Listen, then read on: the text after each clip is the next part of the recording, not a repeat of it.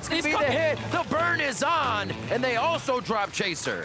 P1 has really good at DPS because their mid and AD carry is insanely good.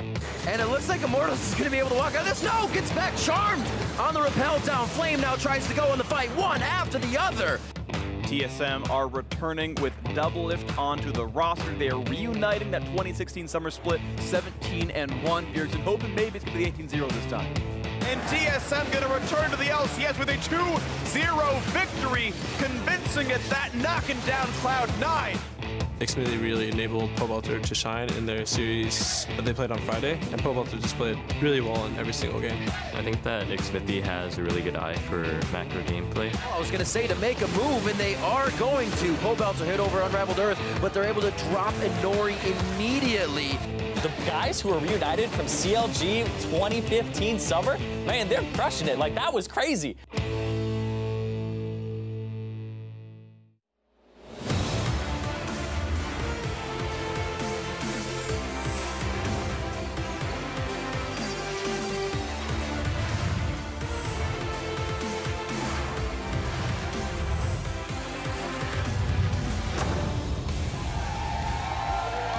Welcome fans both in our studio and at home to the North American LCS. Teams look to end their first week on a high note with our matches today, as fans are fired up as ever to see week one close out in fascinating fashion, if we will. We've got Arcade Ezreal cosplay here joining us today. That's some fashionable cosplay we have there. TSM as well making their way into the studio moments ago. Bjergsen looking to close out a nice week for himself. Immortals, the Xmithie version of Immortals, making their way into the studio up against Envy later today.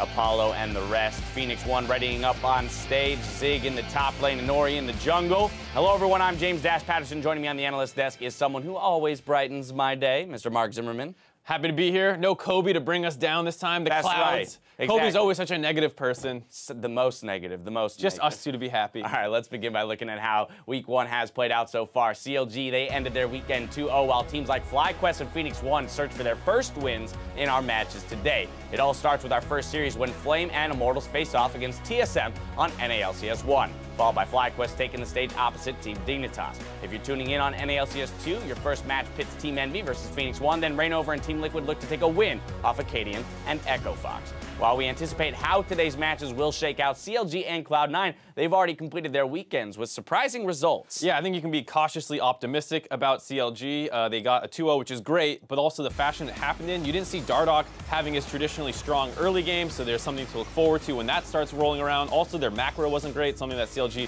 usually improves throughout the course of the season.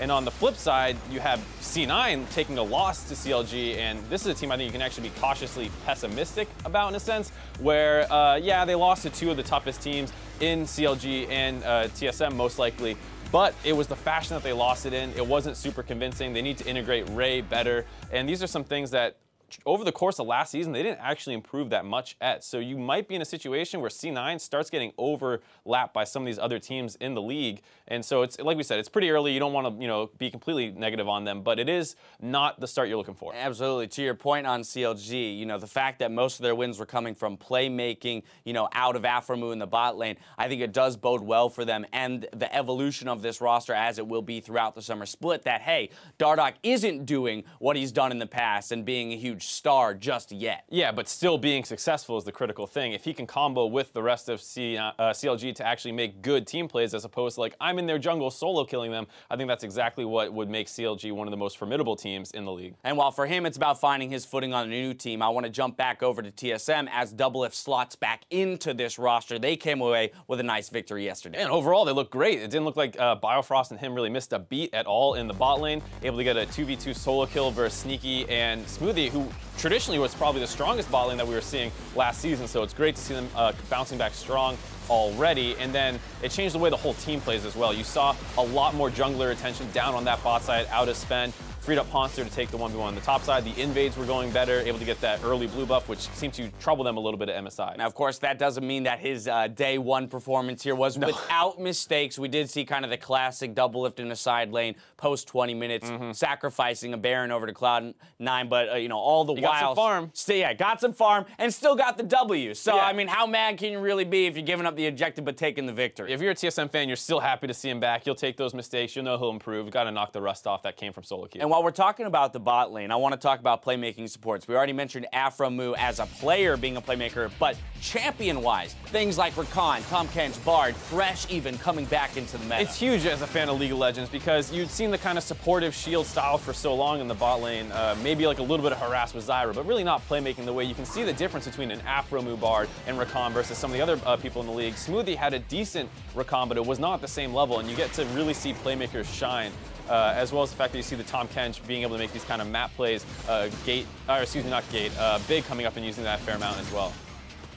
Yeah, so again, we're going to have to track how that develops throughout the split. I mean, Rakan is a champion that you mentioned, you know, we got the debut performance from Afromu where it really went off, and we saw kind of the upside and the potential of that pick, and then we've seen some more lackluster performances, so we're really going to have to track which supports are picking up what. Again, Smoothie did impress me even in the losses with sometimes his mastery and follow-up potential behind a contract's engage, but other players as well. We're going to look for them to really pick this up and find the most unique and most effective ways to use this champion. And it's just a great way for that role to shine. It's traditionally been like a little hard to appreciate the difference between me, Karma, you know, empowered shielding versus another player where, you know, you're turning off a Baron, it's an easy situation to play out. Here, finding the perfect angle at the Rakan, the right timing, knowing you're comboing it well with the rest of your team, those are the kinds of things that really make that role shine. Yeah, perhaps more Pogs go to supports. Yeah, now I would love to see that. Playmakers in the lineup. Now, during yesterday's show, we asked you to show us how you LCS, and we want to feature a couple responses that caught our eye. First up, Harry Freeman said, when you have construction to do,